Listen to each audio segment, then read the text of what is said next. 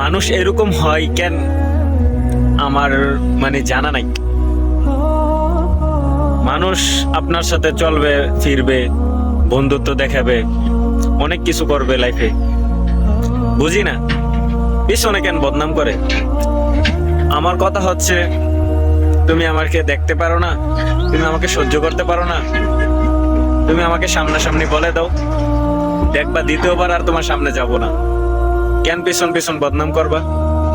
তোমাকে কি আমি কোনো দোষ করছি অথবা তোমার সাথে কোনো অন্যায় করছি যে তুমি পিছন পিছন আমার নামে বদনাম করবা?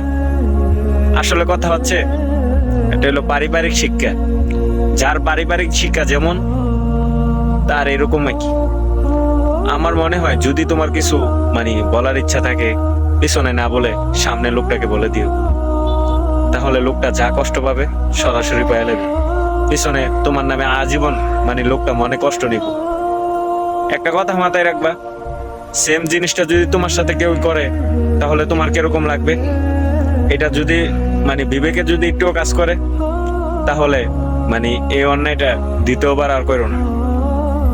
ভালো থাকবা সবাই। আসসালামু আলাইকুম।